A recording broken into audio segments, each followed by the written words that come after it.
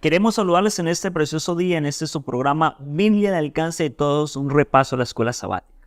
En esta mañana nos encontramos con una persona muy especial, el pastor Nelson Hernández, pastor de la Iglesia Central de la ciudad de Ibagué. Pastor, bienvenido a nuestro programa. Muchas gracias, pastor, por invitarme. Es un privilegio estar aquí y una bienvenida especial para todos los que también nos ven.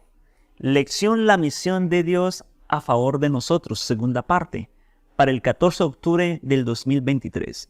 Y como es costumbre en nuestro programa, apreciado pastor, pedimos la bendición de Dios y la dirección del Espíritu Santo antes de abrir la palabra. Okay. ¿Es tan amable? Ok. Excelso Dios, que habitas en el cielo, qué privilegio es poder contar contigo. Gracias porque en el plan de la salvación nos has tenido en cuenta para cumplir una misión. Permite que hoy podamos comprenderlo una vez más a través de tu palabra. En el nombre de Jesús. Amén. Amén. Mis apreciados hermanos y apreciado pastor, aunque la gran comisión de Mateo 28 parezca claro para la mayoría de creyentes en la actualidad, déjame decirles, mis apreciados, que no siempre fue así. Por allá por los años de 1786, en Northampton, Inglaterra, hubo una reunión de pastores bautistas. El presidente de ellos, el pastor Ryland, preguntó a los jóvenes pastores que colocaran un tema que fuera motivo de estudio, de investigación, de duda. A lo cual, después de un largo periodo de silencio, un joven pastor levantó la mano e hizo la siguiente pregunta. Pastor, si la orden de hacer discípulos a toda nación, tribu y lengua no es dada de forma mandatoria para todos los creyentes ni para todos los pastores, ¿será que la presencia de Dios también será opcional? A lo cual el pastor se enojó grandemente. Pasaron 6 años, pastor Nelson, y aquel joven entonces escribió una carta, escribió un pensamiento, un artículo, titulado Una investigación sobre la obligación de cada creyente llevar el evangelio a los paganos. Este joven es William Carey, más conocido como el padre de las misiones modernas, fundador de la Sociedad Misionera Bautista, el cual dedicó 41 años al servicio de la misión en la India, colocando como sacrificio a su hijo, su esposa, y prácticamente todo su proyecto de vida a favor de la causa de la ganancia de almas. Ahora, pastor, podríamos pensar que la misión nace en la mente de un hombre, o nace en la mente de un departamento de iglesia, o de pronto en la promoción de un pastor. Sin embargo, la palabra de Dios presenta otro panorama diferente, pastor. Coméntenos acerca. Bueno, si vamos a hablar de misión, es importante entender dónde se originó. Y definitivamente se originó en Dios. Así dice la palabra de Dios en el libro de Juan, en el capítulo 20, versículos 21 y 22. Jesús dijo otra vez, paz a vosotros. Como me envió el Padre, así también los envío yo. Habiendo dicho esto, sopló y dijo, reciban el Espíritu Santo. El Padre les envió yo y aparece el Espíritu Santo. Las 3 personas de la deidad, la triunidad, aparece allí con un propósito. El propósito es redentor. A todos tengo que decirles que el origen de la misión es únicamente Dios, porque todo Padre, Hijo y Espíritu Santo intervinieron de manera perfecta en ese plan de redención. Y ahora nos envía a nosotros, porque dice, los envío yo, envío a sus discípulos, para que la misión pueda seguir cumpliendo. Quiere decir entonces, pastor, sencillamente le pertenece a Dios. El origen de la misión es Dios, únicamente Él. Gracias, apreciado pastor. Ahora, cuando Jesús estuvo en la tierra, Emmanuel, Dios con nosotros, antes de ascender completamente y establecerse en el ministerio celestial, Él reunió a sus discípulos y les dio una misión, una comisión. Se encuentra registrado en el libro de Mateo capítulo 28, versículos del 16 hasta el 20. dice la palabra de Dios. Pero los 11 fueron a Galilea. Lamentablemente, mis apreciados, ya no eran 12, eran 11, porque uno se había apartado de los caminos de Dios. Al monte donde Jesús les había ordenado, hombres fieles a la palabra del Señor. Y cuando lo vieron, le adoraron, aunque algunos dudaron, como ha pasado a través de todos los tiempos. Y Jesús se acercó a ellos, diciéndoles: toda autoridad y toda potestad me es dada en el cielo y en la tierra, ya que la misión que el Señor les iba a dar iba a ser de alcance universal. Y ahora les dice, mis apreciados: por tanto, id y hacer discípulos. Y les da una promesa: he aquí yo estoy con vosotros todos los días hasta el fin del mundo. La misión es clara, pastor: id y hacer discípulos. Y tal vez los discípulos lo entendieron porque bajo ese contexto estaba claro que era un discípulo. Lamentablemente pareciera que hoy se ha perdido el término discípulo. Pues sí, claro que se ha perdido, pastor, porque existe un consenso entre todos los estudiosos del discipulado, y pues si se compara con el Nuevo Testamento, donde ellos hacían una tarea especial, salían, discipulaban, aquí no. Hoy hay un problema serio, y es que somos muy hábiles para poder hacer conversos, para traer gente a la iglesia, pero tenemos problemas para que se conviertan en discípulos. El pastor hace una actividad de discipulado de 200 personas que aparecen en la iglesia, vienen 10, bueno, no sé, cuando vengan muchas tal vez. Entonces, programa de discipulado permanente, viene muy poca gente, lo que significa es que no hemos entendido el verdadero concepto de ser discípulo. Lamentablemente, pastor y apreciados hermanos, bajo el pensamiento de muchas iglesias, el término discípulo consiste en una estadística, o tal vez en que su nombre se encuentre registrado en el historial de la iglesia. Sin embargo, no siempre fue así. La palabra discípulo, mis apreciados hermanos, tiene que ver con un término griego, matetes. Y ese término griego tiene 3 asuntos importantes para tener en cuenta. 1, tiene una dimensión racional.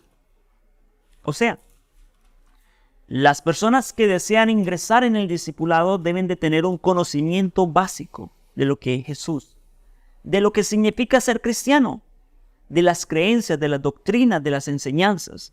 La primera esfera es la esfera racional o intelectual.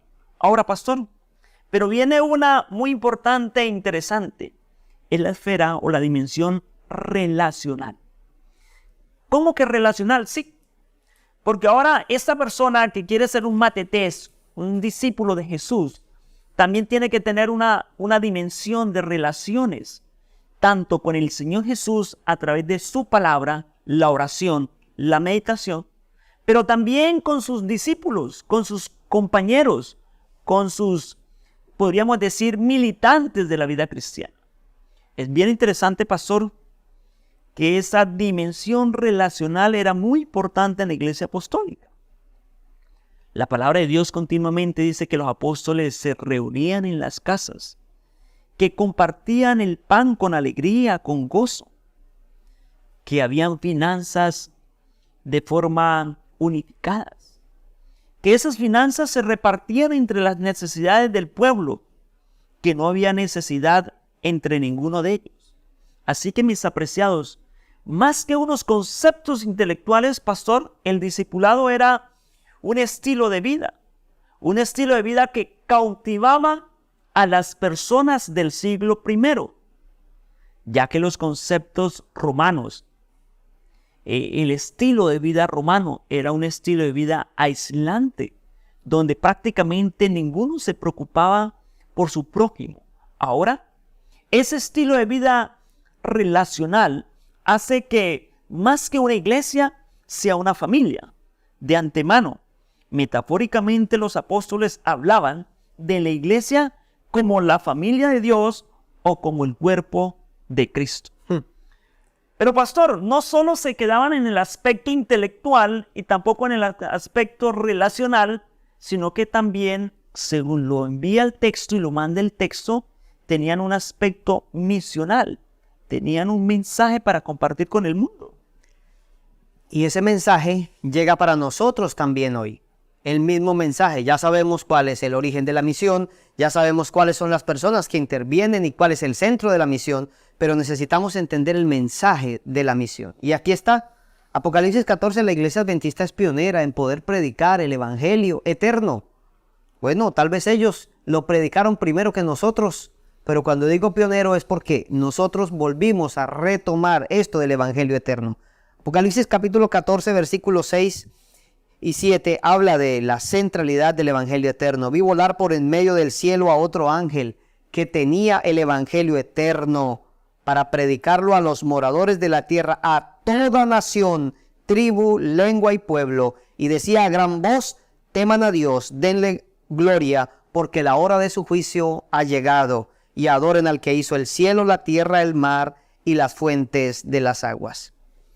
Las escrituras hablan del evangelio eterno. Y si yo le pregunto a un adventista qué es el evangelio eterno, pues tal vez algunos podrán responder, pero el evangelio eterno es algo muy sencillo, pastor.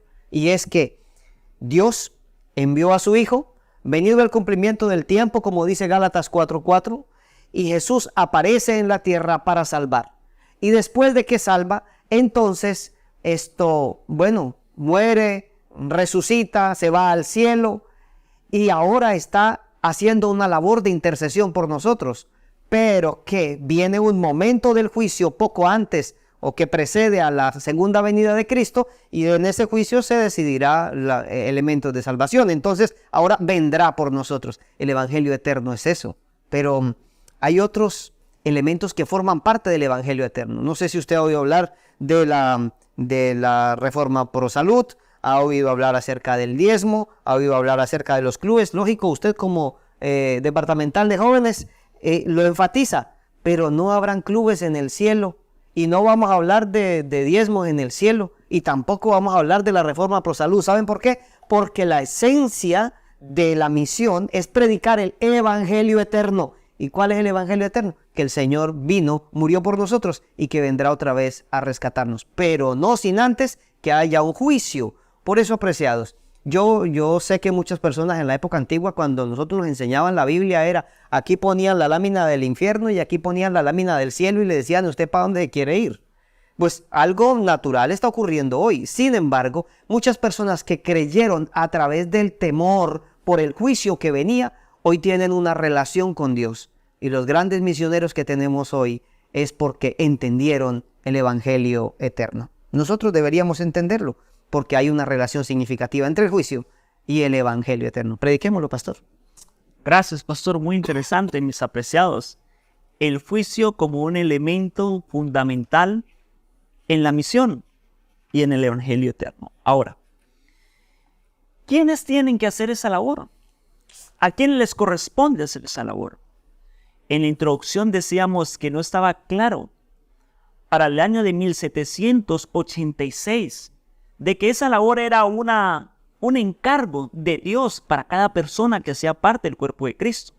Sin embargo, que no esté claro no significa, pastor, que no sea la voluntad de Dios. ¿Por qué? Porque desde el Antiguo Testamento, para tomar un ejemplo, mis apreciados hermanos, Dios hizo un llamado a Abraham. Y ese llamado de Abraham involucraba una misión. La misión dará a conocer al Dios grande y poderoso. Entonces Abraham, fielmente, en el lugar donde iba llegando, iba levantando un altar. Y ese altar se convertía en un lugar de adoración. En medio de todos los altares paganos había un lugar de adoración, un lugar de predicación, un lugar de enseñanza de ese Dios grande y verdadero, pastor. Así que Abraham, en cada estancia, tal cual como hizo también Isaac y Jacob, levantó cientos de lugares de adoración y de predicación de las verdades divinas. Ahora, al llegar a la tierra prometida, esa tierra iba a ser próspera, iba a fluir leche y miel. Y Abraham y su descendencia iban a ser bendecidos financieramente, intelectualmente. Iban a ser una gran nación. ¿Con cuál propósito? Con el propósito, pastor, que las naciones vecinas que pasaban por ese círculo, por esa arteria, podríamos decir, vial de aquella época, pudieran visualizar la bendición de Dios sobre el pueblo y quisieran añadirse también a la adoración del Dios verdadero. No obstante, pareciera que ese plan no funcionó, mis apreciados. El plan de que todas las naciones vengan y contemplen al Dios de Israel. Entonces ahora en el Nuevo Testamento el Señor les dice, no que vengan, sino que toma a sus 11 discípulos. Luego toma a los 120 por medio del Espíritu. Luego toma a nosotros y nos dice, por tanto, id. ¿Id a dónde? A toda nación, tribu y lengua.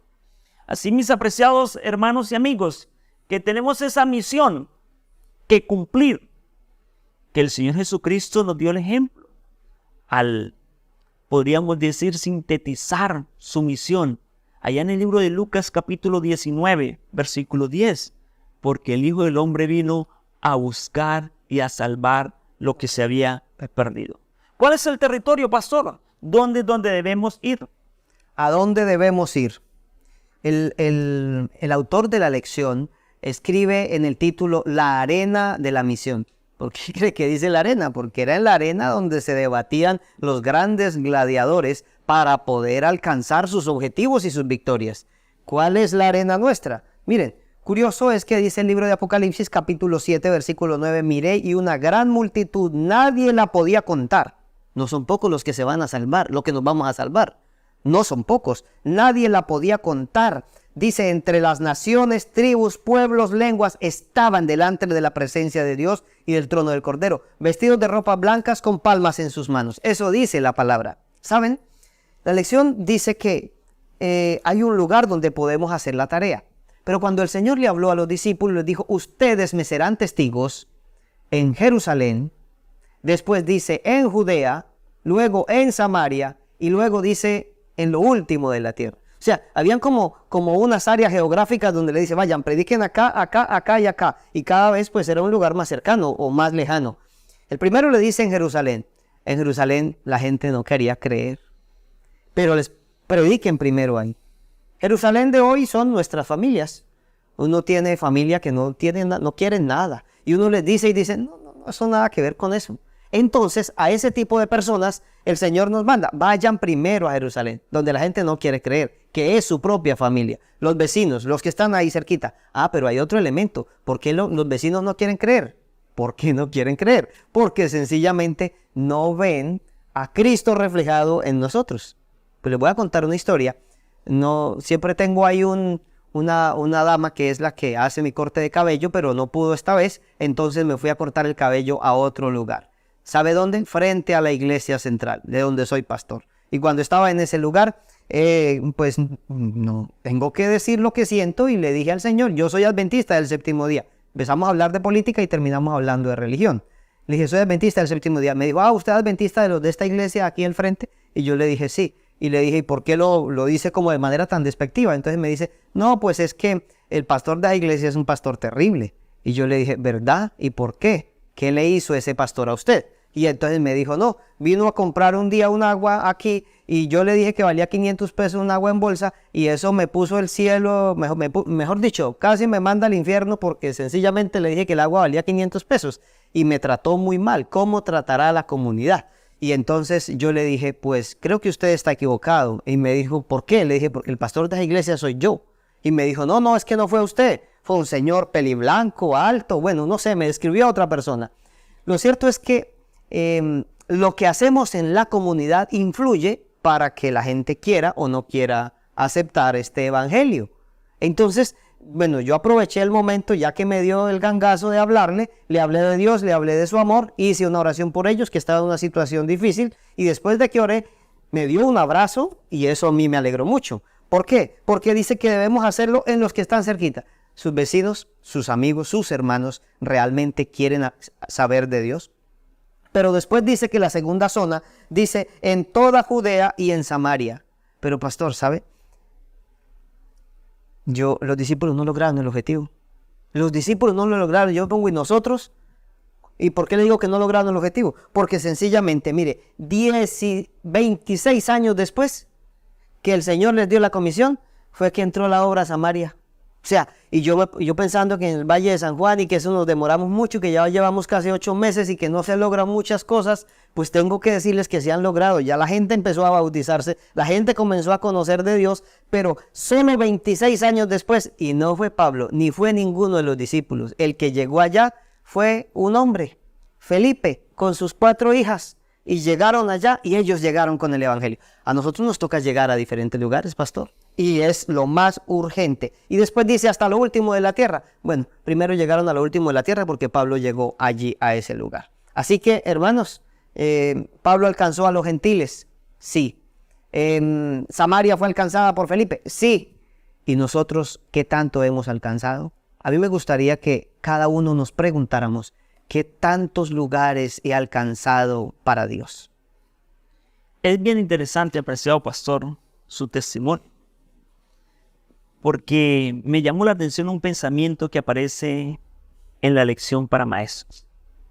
Al demostrar una nueva forma de vivir, las multitudes se sintieron atraídas por esta nueva comunidad de fe.